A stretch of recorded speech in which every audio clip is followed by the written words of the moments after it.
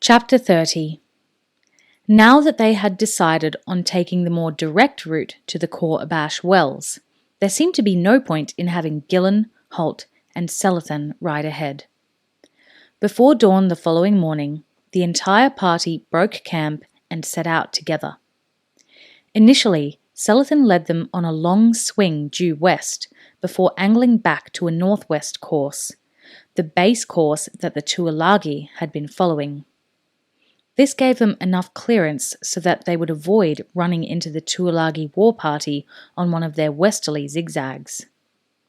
With no need to follow the Tualaghi's tracks anymore, they were able to revert to their original travel pattern, travelling in the cooler hours of darkness before dawn. In addition, they continued to move northwest after the sun had set, giving themselves an extra hour or two of travel each day. In this way, they were able to gain considerable ground on the enemy. As they camped in the darkness on the second day of direct travel, one of Selathan's scouts rode into camp and reported to his wakir. Selathan listened, then approached the spot where the Araluan party was sitting, a satisfied smile on his face. "We were right," he said. "My scout tells me that the Tualaghi force is following a course parallel to ours. They are camped for the night, approximately 10 kilometres to the northeast." He glanced meaningfully at the small, semi-concealed cook fire that was all he had allowed for their party. Its light, he knew, would be barely visible from a distance of more than 2 kilometres.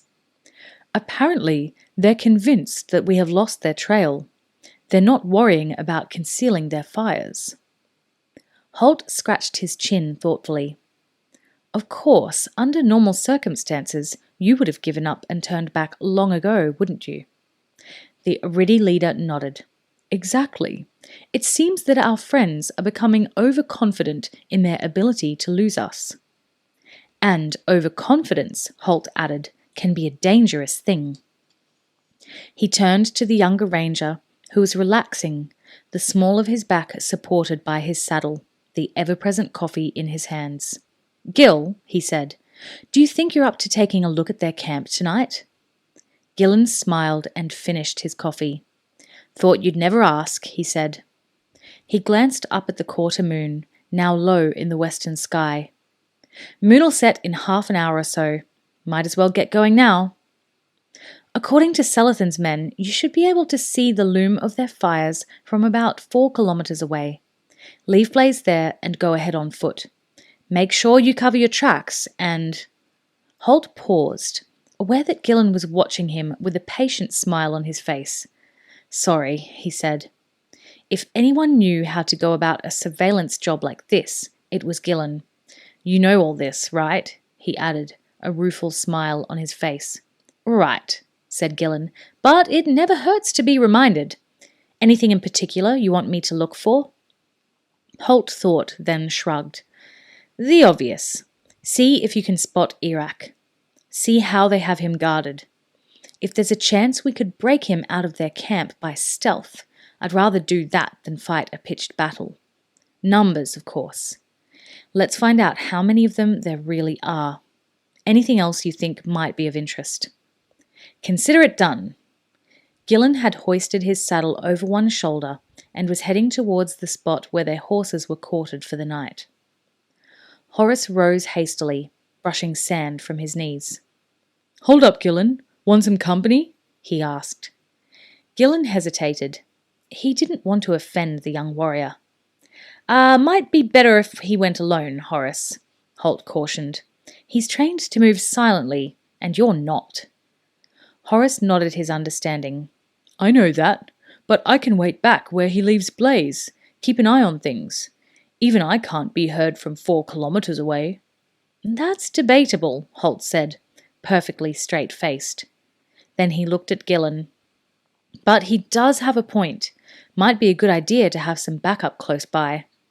"Fine by me," Gillen said, relieved now that he knew there was no need to offend Horace. "I'll be glad of the company. Let's get saddled." Horace reached down and seized his own saddle, and together, The two walked towards their horses. "This is as far as you'd better go," Gillen told Horace. The younger man nodded, and they both swung down to the ground. Horace tethered Kicker's reins to a thorn bush. Gillen, in the way of rangers, simply dropped his reins on the ground. "Stay," he said to Blaze. The bay, they both knew, would confine his movements to a radius of 20 metres or so until his master returned. Gillen and Horace surveyed the skyline to the northeast. "They're getting cocky, aren't they?" Horace said. Even at this distance, the glow of the Tualaghi campfires was clearly visible in the sky above the horizon. "They are indeed," Gillen said. "Let that be a lesson to you. Never assume you've given someone the slip until you're absolutely sure of it." He unslung his bow and quiver and laid them on the ground. He wouldn't be needing them on this mission, and they'd just get in the way. Similarly, he unclipped his scabbarded sword from his belt. That left him with his sax knife and throwing knife, which were weapons enough. "Do you want me to loosen Blaze's saddle girth?" Horace asked, and Gillen answered without hesitation. "No. Leave it as it is. Kicker's too. We may want to get out of here in a hurry if anything goes wrong." Horace regarded him with some interest. He knew the young ranger's reputation as one of the finest unseen movers in the Ranger Corps, perhaps the finest. It was said that Gillen could approach to within a few metres of a wide-awake sentry, steal his belt and shoes, and leave the man wondering why his pants were falling down and his feet were cold. Horace knew it was an exaggeration, but not by much. "Are you expecting something to go wrong?" he asked. Gillen looked at him seriously and laid one hand on his shoulder. "Always expect something to go wrong," he told him. "Believe me, if you're wrong, you're not disappointed. If you're right, you're ready for it." Sometimes it felt strange to be giving this sort of advice to someone who was a knight and recognised as a fine swordsman.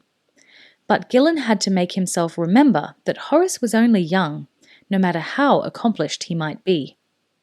"See you in a couple of hours," he said, and melted away into the darkness. Gillen moved quickly and silently over the rough ground.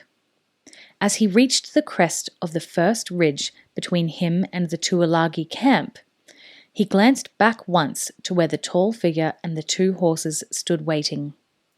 Then he dropped to the ground and rolled silently over the ridge and into the dark area below it, avoiding skylining himself to any possible observer. The only thing that such a person might have seen would have been a low, indeterminate shape that briefly broke the line of the horizon before disappearing. Once he was safely below the ridge itself, Gillen resumed his feet and headed towards the fires. The fact that he had such a clear-cut guide was a potential hazard, he knew. It would be too easy to simply continue towards the light of the fires, now becoming more and more visible over the horizon, without taking care that he himself wasn't seen. Overconfidence, as they had all observed, was a dangerous thing. So he proceeded as if there were a score of sentries just out of sight, all alert and all forewarned that someone might be trying to slip past them. It took more time to do it that way, but he knew it might save his life in the end. It was an hour later when he reached the Tualaghi camp. As before, he dropped to the ground before the crest of the final ridge and inched forward, the cowl of his cloak pulled up to shade the white oval of his face. As his eyes rose above the ridgeline, he whistled silently to himself. The camp was much bigger than he had expected. They had been following a party of around 80 men. There must have been more than 200 in this camp, and twice as many fires as he might have expected, another reason why the firelight had been so obvious. Either they've rejoined a main party, he thought, or met up with another one. It didn't really matter which, he realised. The fact was, There were nearly 4 times as many men as they had with them. That meant a direct attack was virtually out of the question. While he digested this fact, his eyes searched the camp for some sign of Erak. It didn't take long to find him. The Obial's burly figure stood out among the slightly built desert nomads. As might be expected, he was virtually in the center of the camp, where he would be hardest for a potential rescuer to reach. The Tualaghi had left their prisoner in the open air, while they spent the night in small, low tents, similar to the ones Selathan's Aridi troops used. Erak was left to make himself as comfortable as possible in the cold night air, with only a blanket for warmth. As Gillen watched, the big Scandian rearranged himself on the stony ground, and the chains securing him became more obvious. Gillen frowned, trying to see what Erak was attached to, then realized that he was chained to not 1, but 2 camels that were lying nearby. He shook his head in frustration. Even after a brief time in Arida, he had learned how stubborn the hump-backed beasts could be. Chaining Erak between 2 of them would make it virtually impossible for him to escape. And the bad-tempered animals would provide a noisy warning if anyone tried to tamper with his chains. So, no direct assault and no way to creep in and release him, Gillen thought. This was getting trickier by the minute. He had no idea what alerted him to the slight movement. He sensed it more than saw it, right out at the periphery of his vision.